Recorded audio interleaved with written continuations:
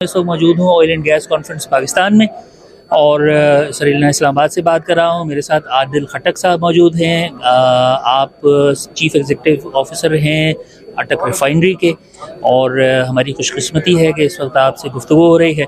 आदिल खटक साहब, आपका बहुत बहुत शुक्रिया। मैं आपसे ये पूछना चाहूँगा सबसे पहले सर कि इस वक्त पाकिस्तान में ऑयल एंड गैस के हवाले से काफ़ी इशूज़ आ रहे हैं, रिफाइनरीज़ के हवाले से आ रहे हैं, सेफ्टी के इशूज़ आ रहे हैं। तो ये फरमाइए कि पाकिस्तान में जो ऑयल एंड गैस की जो सनत है इसके क्या अहम नुकात हैं, क्या मामलात हैं और 2024-25 को आप कैसे देख रहे हैं? जी शुक्रिया। सिर्फ ऑयल एंड गैस की नहीं, मैं मजमूई तौर पर अगर एनर्जी सेक्टर की हम बात करें तो जिस तरह आपने कहा कि इसमें बहुत सीरियस इश्यूज हैं और ये इशू सिर्फ अभी नहीं है, ये बड़े अरसे से चले आ रहे हैं।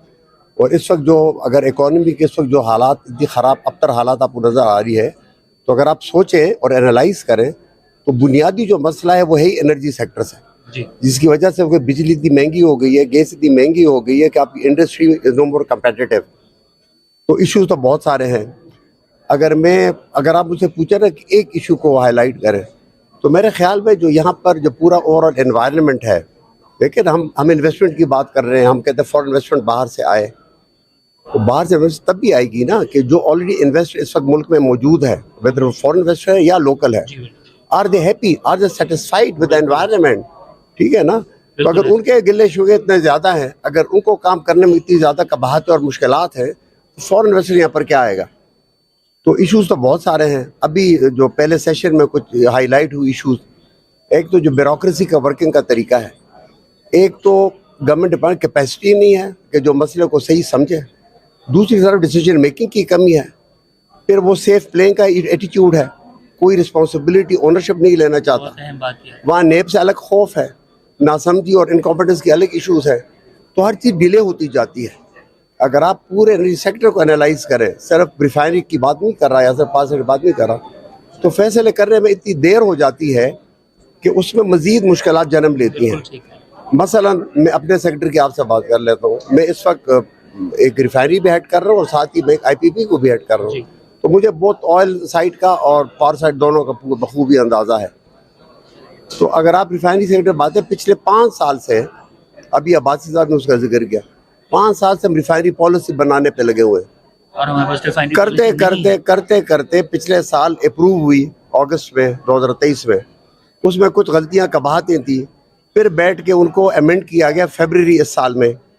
उसके भी आप देखें ना, अभी हम मई भी ख़त्म हो गया, तो उसके ऊपर भी 3 महीने गुजर गए। उसके तहत एग्रीमेंट साइन करने थे रिफाइनरीज ने कि हमने रिफाइनरीज अपग्रेड करना है। अब 3 रिफाइनरीज तैयार बैठी हैं कि हम अपग्रेड एग्रीमेंट साइन करने को तैयार है ओगरा के साथ, जिससे सिर्फ 3 रिफाइनरीज $3 बिलियन की इन्वेस्टमेंट मुल्क में आएगी, लेकिन साइन करने की डेट ही अभी तक फाइनल नहीं हो रही।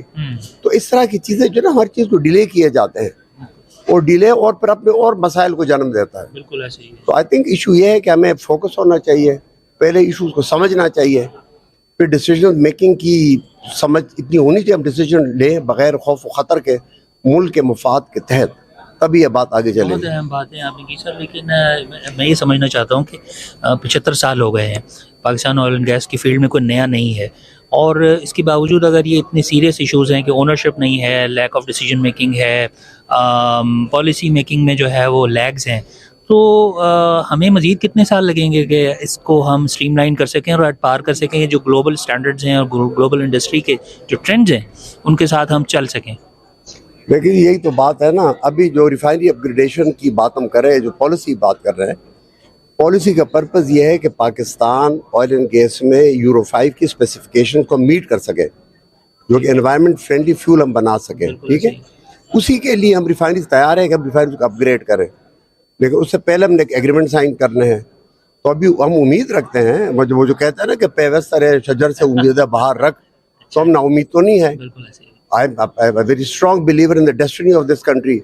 इंशाल्लाह वक्त ज़रूर बेहतर आएगा। वो कब आएगा अल्लाह करे कि हमारी ज़िंदगी में ही आए। एक बहुत अहम नुक्ता आपने सर ये उठाया भी कि रिफाइनरीज जो हैं उनकी कैपेसिटी बिल्ड हो चुकी है, लेकिन शायद गवर्नमेंट सेक्टर में कैपेसिटी के इशूज़ हैं, जिसकी वजह से डिसीजन मेकिंग शायद नहीं हो पा रही है, देर हो रही है, ऐसा ही कुछ है? नहीं, वो तो हर सेक्टर का ये इशू है ना, क्योंकि जो गवर्नमेंट का सिस्टम है देखिए, हम पॉलिटिशियन से ये एक्सपेक्ट नहीं करते कि वो इस तरह के डिसीजन मेकिंग का काम करें। ये तो बेसिकली ब्यूरोक्रेसी का काम है, जो आपके वेरियस डिपार्टमेंट्स हैं, पेट्रोलियम डिवीजन है, पावर डिवीजन है, ओगरा है, जो रेगुलेटरी अथॉरिटीज़ हैं। तो पहले तो उनके अंदर कैपेसिटी होनी चाहिए, अगर नहीं है तो वो इंडक्ट करें, या थिंक टैंक्स होने चाहिए जो कि गवर्नमेंट को एडवाइस कर सके। क्योंकि देखिए, बहुत कॉम्प्लेक्स किस्म के इश्यूज और सेक्टर्स हैं। ये एक आम जो एक CSS ऑफिसर है, हम उससे तो एक्सपेक्ट नहीं कर सकते कि वो एक स्पेशल इनपुट देगा। तो you have to give input from somewhere, either with the departments और फ्रॉम आउटसाइड। तो गवर्नमेंट को सोचने की बात है ना कि किस तरीके कहाँ से वो। हम तो हर वक्त तैयार हैं, जो भी हमसे हो सके हम तैयार हैं। सर, ये जो ऑयल एंड गैस कॉन्फ्रेंस इस वक्त हो रही है, इस प्लेटफॉर्म को इस्तेमाल करते हुए इस वक्त आपका जो मुतालबा है वो अगर हम कहें तो वो क्या होगा? देखिए, मुतालबे की क्या बात हम करें कि ये आज मुझे खुशी हो रही है, इस्लामाबाद में बेहिसाब कॉन्फ्रेंस होती रहती है। एनर्जी सेक्टर पे अभी हफ्ता पहले भी कॉन्फ्रेंस हो चुकी है, वो ICCI ने कॉन्फ्रेंस की थी। अभी 5 जून को एक और पेट्रोलियम इंस्टीट्यूट ऑफ पाकिस्तान एक कॉन्फ्रेंस कर रहा है एनर्जी के ऊपर, ठीक है। नॉर्मली जब इस्लामाबाद में कॉन्फ्रेंस होती हैं, वहाँ पैगाम मिलता है जी सब अच्छा है, हर कोई कहते हैं बस बहुत अच्छी है और सब कुछ अच्छा हो रहा है। तो आज पहली बार मेरे इन वे मुझे इत्मीनान हो रहा है कि आज पहली बार जो अभी फर्स्ट सेशन में जो स्पीचेस हुई, और शायद सकारा अब्बासी साहब भी यहाँ मौजूद थे जो फॉरेन प्राइम मिनिस्टर रहे हैं और पेट्रोलियम मिनिस्टर भी रहे, तो इन्होंने थोड़ी खुल के ज़रा बातें की, दिल की बात हुई। जब तक हम खुल के बातें नहीं करेंगे, जिसको हम एक इन वे कहते हैं ब्रेनस्टॉर्मिंग सेशंस होनी चाहिए, जिसमें प्राइवेट सेक्टर भी हो, पब्लिक सेक्टर भी हो, कंसल्टेंट्स भी हो, एनर्जी स्पेशलिस्ट भी हो।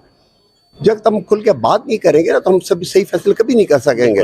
अगर हम जी जुनाब भी करते रहेंगे तो यही हाल होगा जो 75 साल में भी हम कर चुके हैं मुल्क का। मुझे बड़ी खुशी हुई सर आपकी बातें सुन के कि आपने जो है वो बहुत खुले दिल से और साफ गोई से जो है इशूज़ को हाईलाइट किया और उसमें तमाम सेक्टर्स का आपने जिक्र किया। ये तो हो गई ना इंटरनल डायनामिक्स फील्ड की। आम आदमी के हवाले से अगर हम ये बात करें तो लोग इस वक्त ऑयल एंड गैस के हवाले से काफ़ी परेशान हैं, प्राइसेस भी बढ़ गई हैं, शॉर्टेजेस भी हैं। उस हवाले से जो अगर हम आम आदमी की बात करें, आप एक इदारे को, बहुत बड़े इदारे को हेड कर रहे हैं, आप क्या कहना चाहेंगे कि उनके क्या हल हैं आपके पास? देखिए, इन इश्यूज़ का जो इस वक्त इशूज़ है ना, जो अंबार इशूज़ का जमा हुआ है, इसका क्विक फिक्स सोल्यूशन कोई नहीं। अगर मैं आपको कहूँ कैसे चिरागदीन का, क्या उसे कहते हैं, अलादीन का चिराग हो कि अभी मैं उसको ऑन करूँ और सब कुछ, ये हो नहीं सकता। ये इतने मसलों का अंबार जमा है। अब आप सिर्फ प्राइस की बात लें, पाकिस्तान में बिजली इस वक्त बहुत महंगी है, गैस भी महंगी होती जा रही और होती रहेगी, ठीक है ना।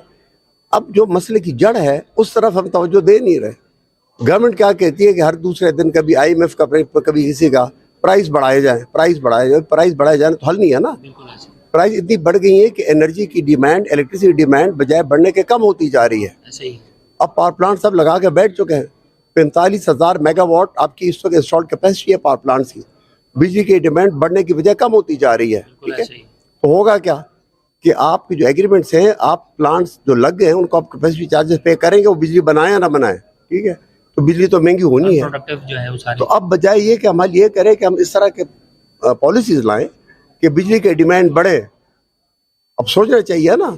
तो आपको तो प्राइसेस कम करनी पड़ेंगी। और एक बहुत बड़ा जो होल है, जो गैप है, वो है बिजली चोरी का, सिस्टम लॉसेस का जी। आप रिकवरी बिजली आप दे रहे, बिजली ले नहीं रहे। भाई, बिजली की रिकवरी, कॉस्ट रिकवरी तो गवर्नमेंट की रिस्पॉन्सिबिलिटी है ना। अगर डिस्को गवर्नमेंट सेक्टर, उनकी रिस्पॉन्सिबिलिटी है।